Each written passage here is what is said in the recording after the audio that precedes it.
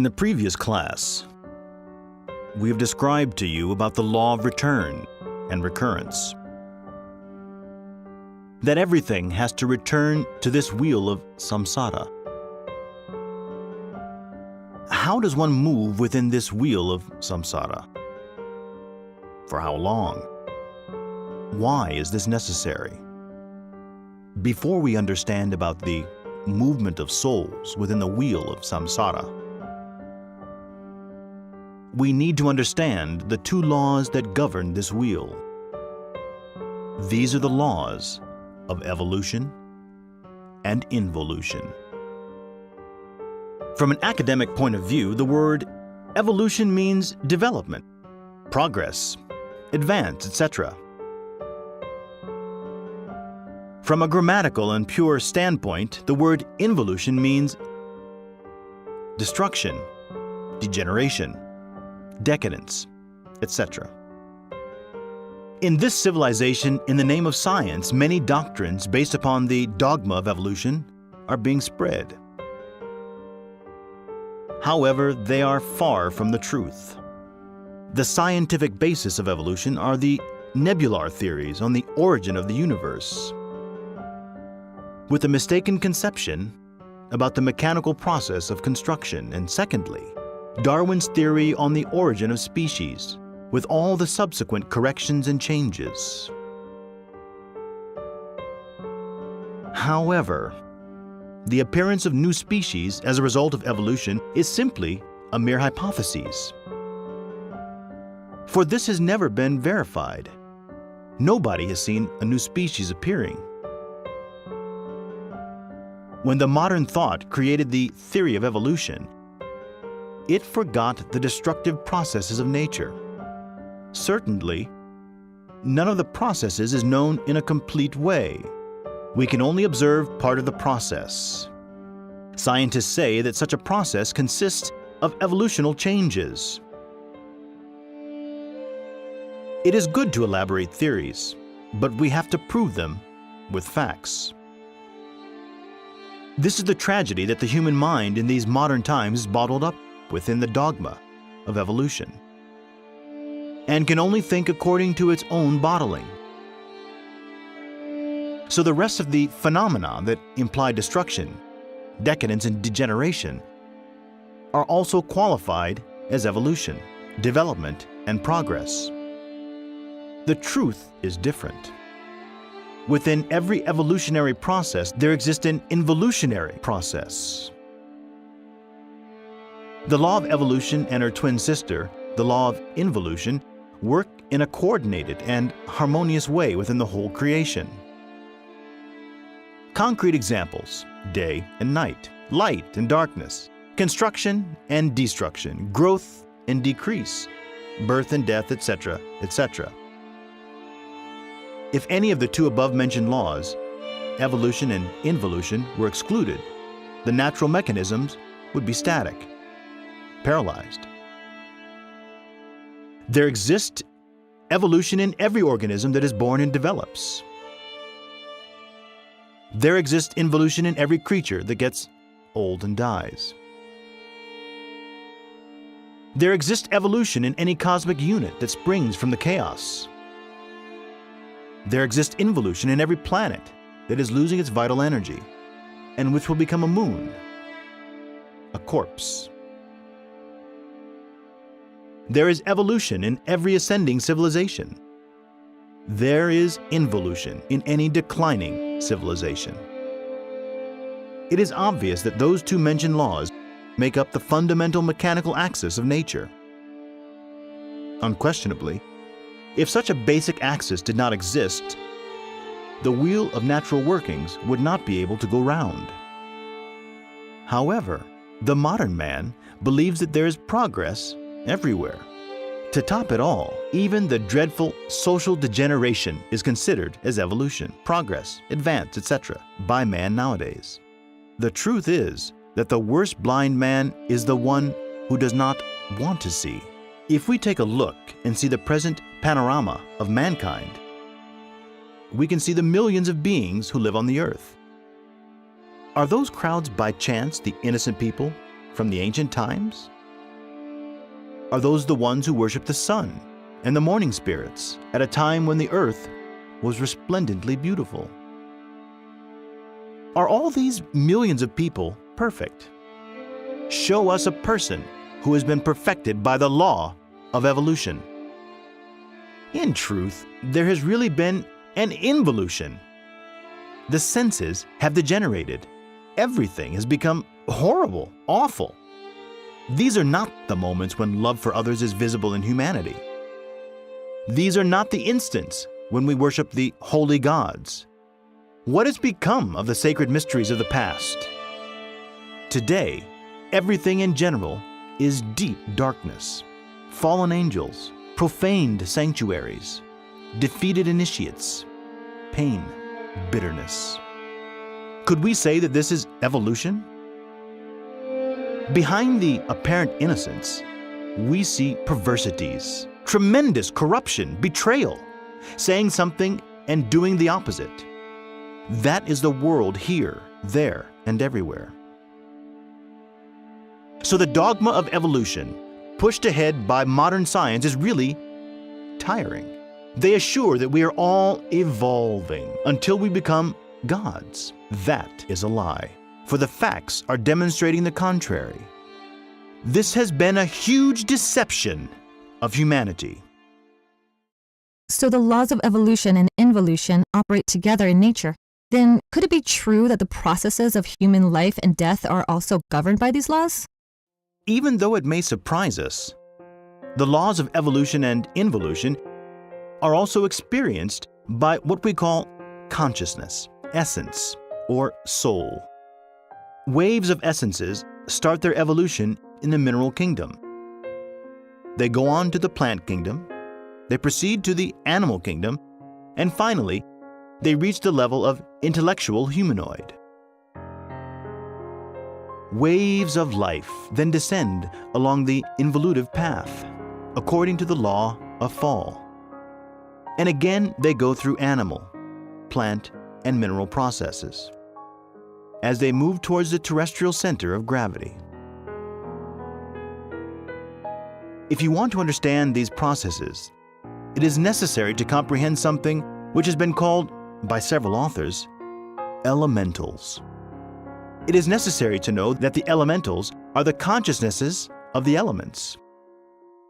The elements of fire, air, water, and earth are not merely physical things. The elementals are the conscious principles of the elements. There are several sorts of elementals in nature. Obviously, there exist evolutive and involutive types of elementals. For instance, many people think that monkeys, apes, orangutans, and gorillas belong to the evolutive type. And some people even suppose that man comes from the monkey. But such a concept proves to be wrong when we watch these bestial species habits. Take an ape into a laboratory and observe what happens. The diverse family of apes are involutive. They descend from the intellectual humanoid. The humanoid does not come from the monkey. The truth about this is the other way round. The apes are involutive, degenerated humanoids. Let's observe the family of pigs. In Moses' time, the Israelites who ate that meat were decapitated. It is obvious that these types of elementals are undergoing a clear involution. Obviously, you may be quite surprised to read all this in the middle of the 20th century. People have become so complicated nowadays. The mind has diverted so much from the plain truths of nature that it is difficult for it to willingly accept these things at present. This type of knowledge is rather accepted by plain and simple people, by those who do not have so many complications with the intellect. The truth is that elementals are all around us. You only have to awaken your consciousness to see them. See the gnomes or pygmies amongst rocks.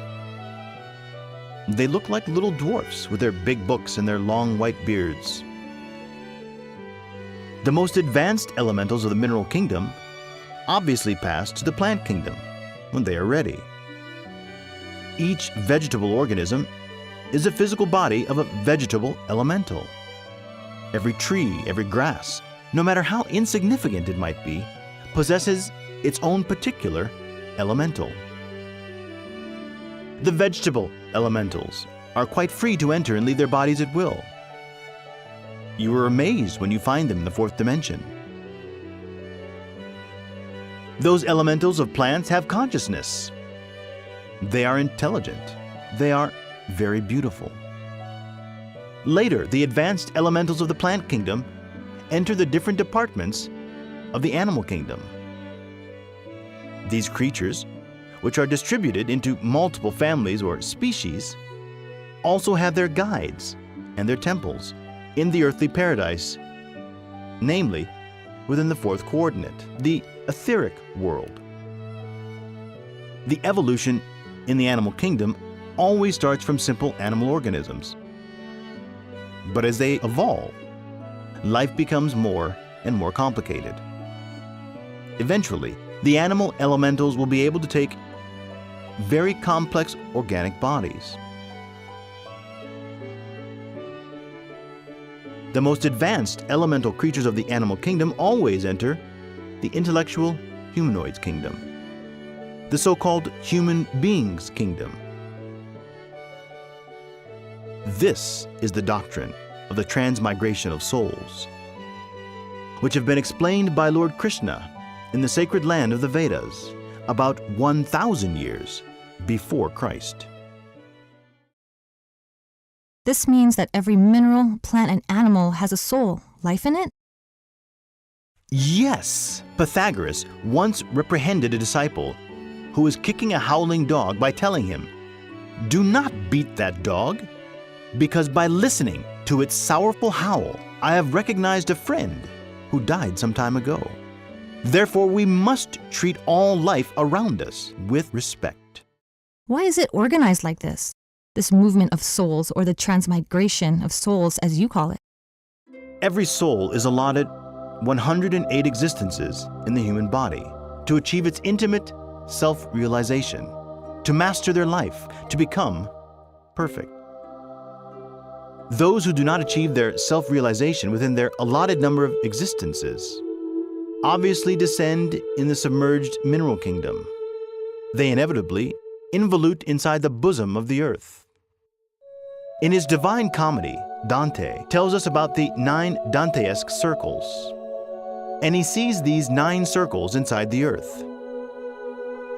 There, the souls are tested, and if they succeed in passing through the 9 circles, they unquestionably enter Eden, namely the earthly paradise.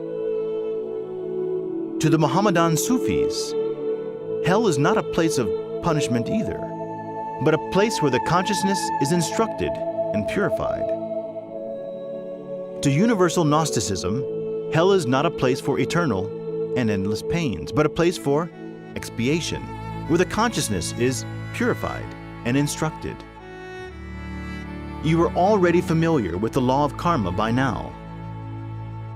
Now those people who are unable to learn during their 108 existences in the human body need more time to learn from their mistakes. For this purpose, they are given more time to understand their mistakes. This happens as they descend through the animal, vegetal, and mineral life forms and into the 9 circles of hell, as described by Dante. Obviously, there must be pain in the netherworld, for life is terribly dense inside the earth. In there, one undergoes unspeakable sufferings.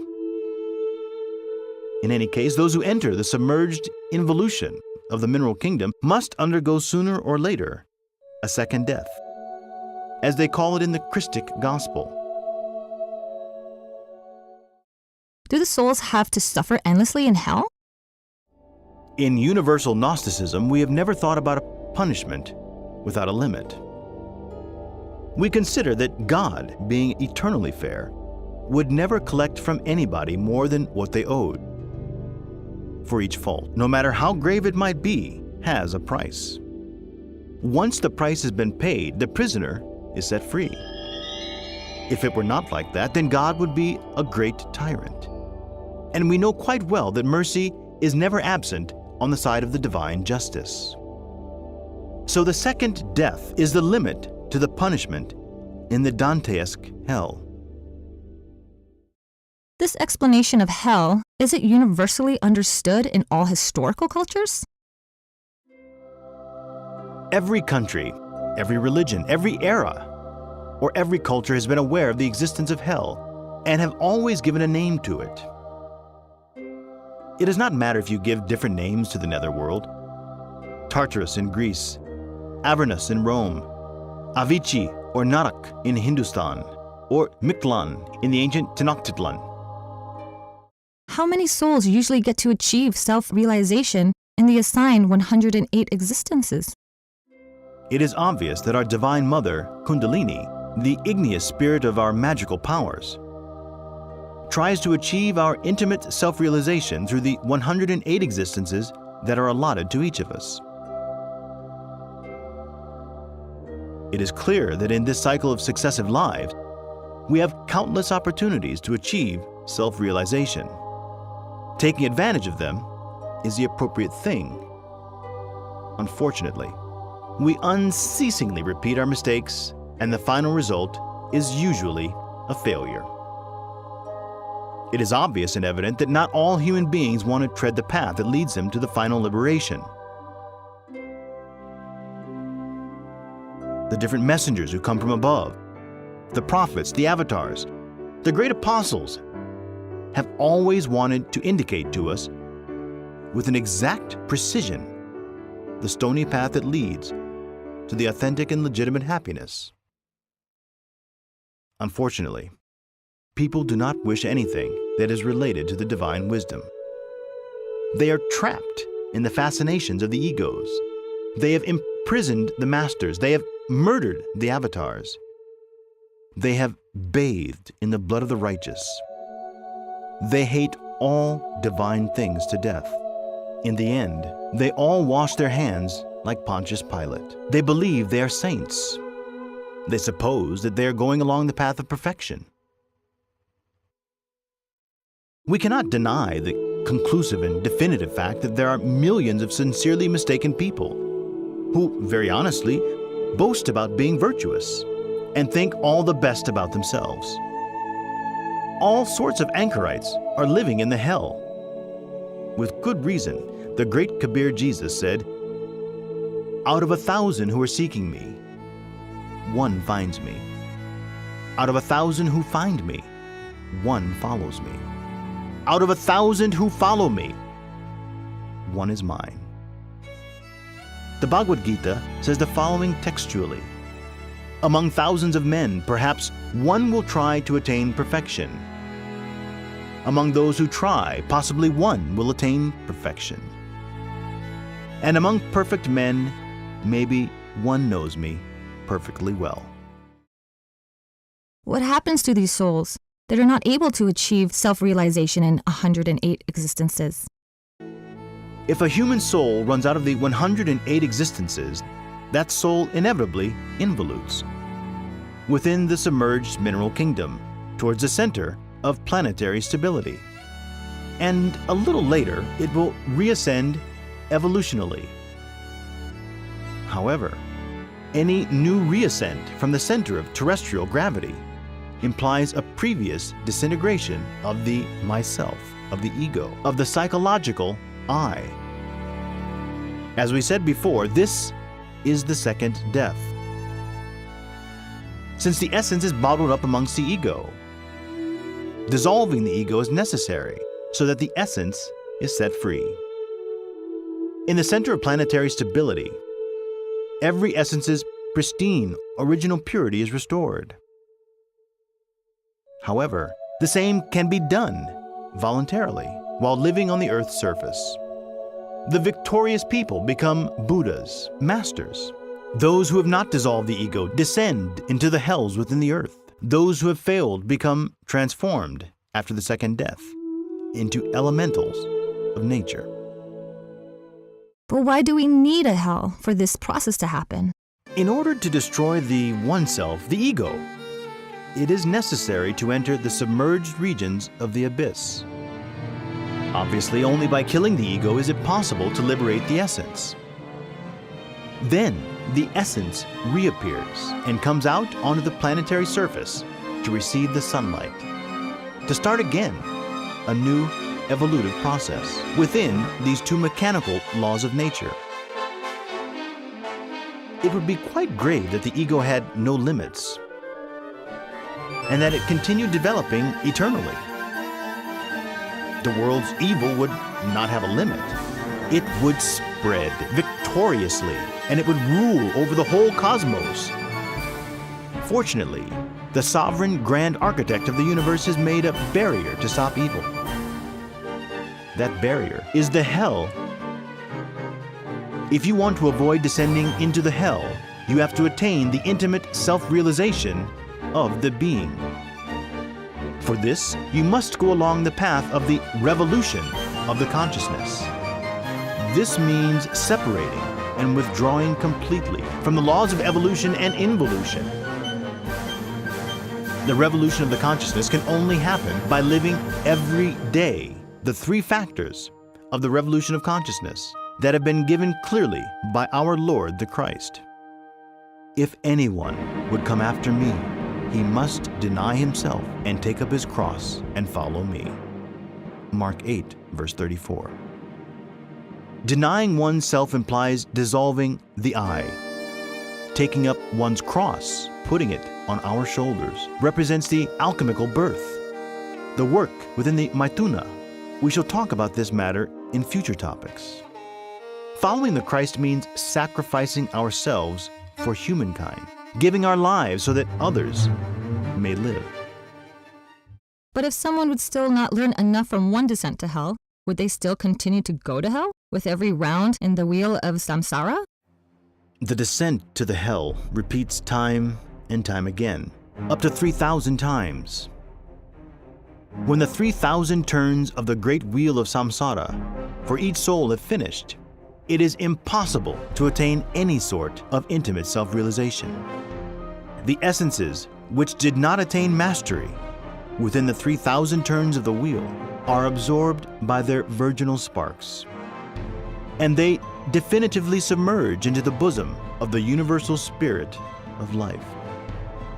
However, since such essence which has gone through the 3,000 cycles of manifestation have also experienced the horrors of the abyss 3,000 times, therefore, it has improved and acquired self-consciousness and happiness without limits. So such essences, by their effort, have earned the right to enjoy the divine happiness. If in 3,000 cycles, with 108 lives in each, those three factors for the revolution of the consciousness are not experienced, you find all avenues closed. It is obvious that the failed did not achieve mastery and are excluded from it forever. They are just sparks of the great fire. They were unable to become flames. The way these virginal sparks see the masters and gods is similar to the way ants see humanoids. How does the dogma of evolution hinder the soul's quest for self-realization? Those who believe that achieving the self-realization is a question of time, and they leave it to the process of evolution, and obviously do not do any effort for it, fall into a serious error. Those who think that way are postponing their mistakes century after century, existence after existence. And the truth is that they finally get lost in the abyss. Thank you.